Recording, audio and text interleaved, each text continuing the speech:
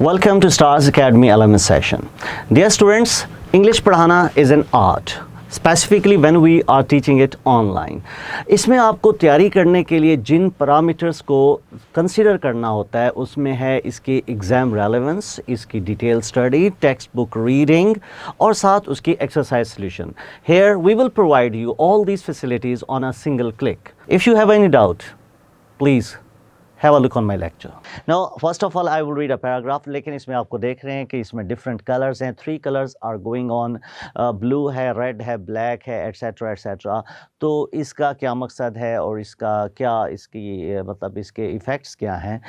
तो बेटा जो भी डिफरेंट इसमें या डिफ़िकल्ट वर्ड्स इसमें मौजूद हैं वो सारे के सारे हम क्या करेंगे, मैंने उन सब का जो आप देख सकते हैं कि मैंने क्या किया है कि जो भी डिफ़िकल्ट वर्ड था उसके साथ उसका एक सिनोनिम आपके साथ शेयर किया है. रनिंग टेक्स्ट सिनोनिम का ये कॉन्सेप्ट है कि आपको हर डिफ़िकल्ट वर्ड का यहाँ पे मीनिंग मौजूद हो ताकि कहीं से अगर कोई दोबारा से एमसीक्यू आ जाता है इनमें से इस पैसेज में से जितने भी डिफ़िकल्ट वर्ड्स हैं उनके मीनिंग्स मैं साथ साथ आपको बताता जाऊं और आपकी प्रिपरेशन होती रहे.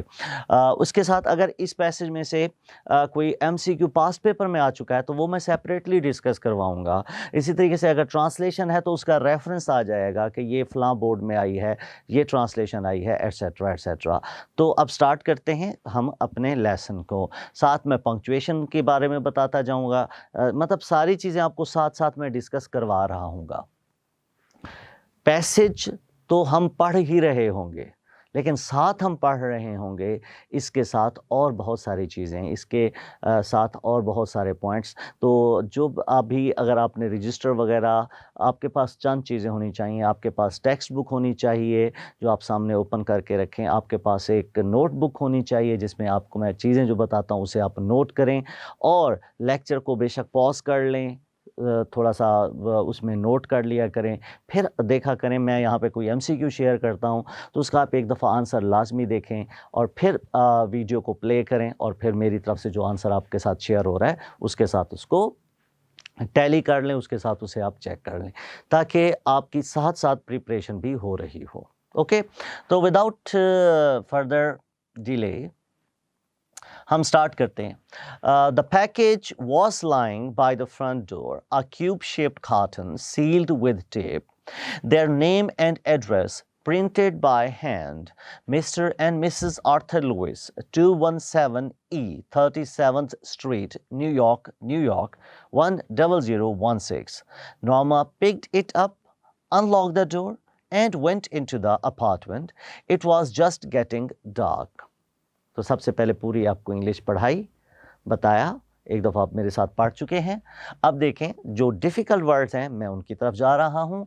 पैकेज, पैकेज के लिए बेटा वर्ड आप पैकेट यूज़ कर सकते हैं, आप पार्सल यूज़ कर सकते हैं, आप बॉक्स यूज़ कर सकते हैं.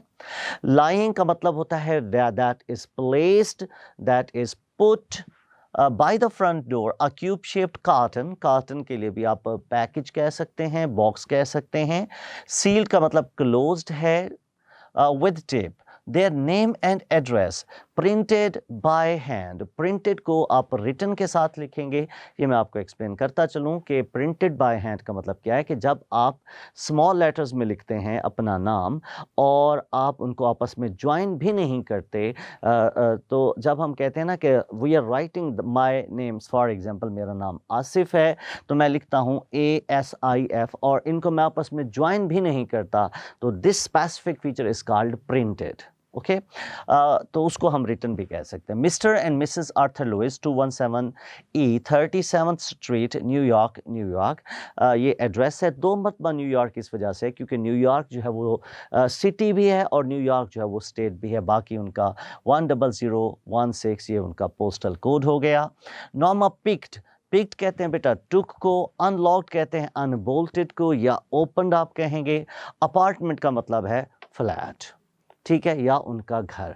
अब इसकी अगर मैं एग्जाम रेलेवेंस की बात करूं तो ये देखें पास्ट पेपर का इसका रेफरेंस है कि ये लाहौर 7 में, गुजरांवाला 6 में, मुल्तान 15 में ये पैसेज आ चुका है. तो अब मैं इसकी एक ट्रांसलेशन आपके साथ शेयर करता हूं. The package was lying by the front door, डिब्बा या पार्सल सामने वाले या सदर दरवाजे के पास रखा हुआ था. A cube shaped carton, एक मकाब नुमा। अभी उर्दू जब आएगी तो इमला भी उसकी बताऊंगा कि हाँ जी इसको कैसे लिखते हैं, नीचे आपको उसके साथ साथ, क्योंकि इमला की मिस्टेक्स आप लोग बहुत करते हैं जिसकी वजह से आपके मार्क्स जो हैं वो डिटेक्ट हो जाते हैं। A cube shaped carton sealed with tape, their name and address printed by him. A cube shaped carton, एक मकाब नुमा डब्बा, सील्ड विद टेप, जो कि एक फीते से, फीता कहते हैं जो आप टेप या जो भी आप उसके लिए हम नॉर्मली वर्ड यूज़ करते हैं, सील्ड विद टेप, जो कि एक टेप से बंद था। Their name and address printed by hand, उनका नाम और पता हाथ से दर्ज थे। Mister and missus Arthur Lewis, 217 E 37th street, New York, New York. इसमें आप बाकी सारे तो वैसे ही लिखेंगे, बाकी सारी चीज़ें वैसे ही लिखेंगे। तो मतलब इसको कहते हैं ट्रांसलिटरेशन। ट्रांसलिटरेशन क्या है कि आपने मिस्टर को जनाब नहीं करना, आपने उसको डायरेक्ट मिस्टर को मिस्टर ही लिख देना है उर्दू में, और इसी तरह मिसेज आ जाएगा। कि जब आप एक वर्ड को उसकी एग्जैक्ट उर्दू में यूज़ नहीं करते, बल्कि आप उर्दू के अल्फ़ाबेट यूज़ करते हो और साउंड वही रखते हो जो इंग्लिश का है, तो इसे कहते हैं transliteration. Norma picked it up, Norma ने उस बॉक्स को उठा लिया। अनलॉक द डोर, दरवाजे को खोला। And went into the apartment, और घर के अंदर चली गई। It was just getting dark, शाम हो रही थी। अब एक दफ़ा फिर देखिए। The package was lying by the front door, डिब्बा या वो पैकेज सदर दरवाजे के पास रखा हुआ था। अ क्यूब शेप्ड कार्टन, एक मकब नुमा डब्बा, सील्ड विद टेप, जो कि एक फीते से बंद था। Their name and address printed by hand, उसके ऊपर उनका नाम और पता हाथ से दर्ज थे। Mister and missus Arthur Lewis, 217 E 37th street, New York, New York. Norma picked it up, Norma ने इसे उठाया। अनलॉक द डोर, दरवाजे को खोला। And went into the apartment, और घर के अंदर चली गई। It was just getting dark, शाम हो रही थी। अब ये देखें, एक दफ़ा आपको वैसे पढ़ाया, वर्ड बाय वर्ड पढ़ाया, फिर मुहावरा किया। अब इसकी प्रॉपर ट्रांसलेशन देखते हैं।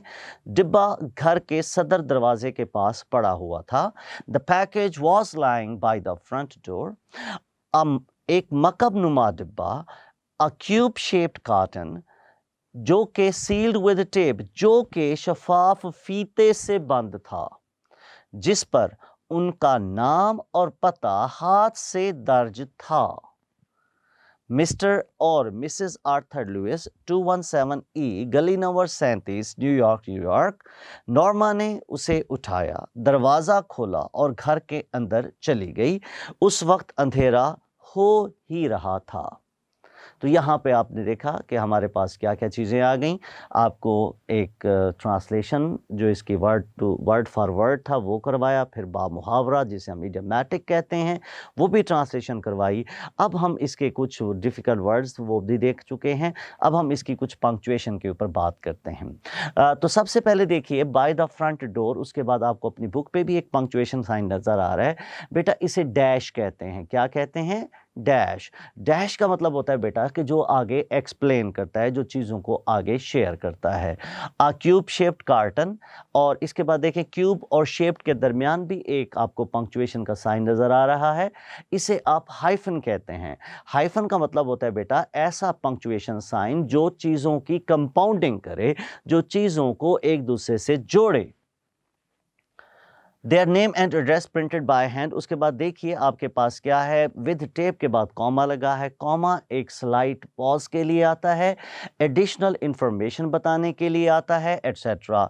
बाय हैंड, बाय हैंड के बाद देखें बेटा दो डॉट्स आपको नज़र आ रहे हैं, इसे कॉलन कहा जाता है। उसके बाद इन्वर्टेड कॉमास हैं। अब कॉलन हम लिस्टिंग के लिए यूज़ करते हैं, इन्यूमरेशन या कोई आपकी कोई कोटेशन वगैरह आ रही है उसके लिए यूज़ करते हो। और इसी तरीके से आप Norma picked it up, unlock the door and went into the apartment. आपके 3 से यहाँ पे सेगमेंट थे सेंटेंसेस के, सेंटेंस के, एक पिक्ड है, एक अनलॉक्ड है और वेंट इनटू द अपार्टमेंट। तो ये सारे के सारे भी आप देख सकते हैं। एक ग्रामर की अगर मैं आपके साथ बात करूं तो ग्रामर की बात ये है कि देखें पिक्ड भी सेकंड फॉर्म है, अनलॉक्ड भी सेकंड फॉर्म है और वेंट भी है, वो भी आपकी सेकंड फॉर्म है। तो इसे हम कहेंगे पैरेलल स्ट्रक्चर, कि बैलेंस करके हमने सारी बात को यहाँ पे एक्सप्लेन किया। और अगर मैं फॉर्म ऑफ वर्ब जो कि के आपके 5 मार्क्स का क्वेश्चन आता है उसकी बात करूं तो आप देखें कि यहाँ पे हमारे पास सारे का सारा जो है वो पास्ट टेंस हमने यूज़ किया, क्योंकि हम नरेशन के अंदर हमेशा किसी गुजरे हुए ज़माने की ही बात कर रहे होते हैं, स्टोरी के अंदर हम उसका ही रेफरेंस कोट कर रहे होते हैं। सो सी यू इन माई क्लासरूम।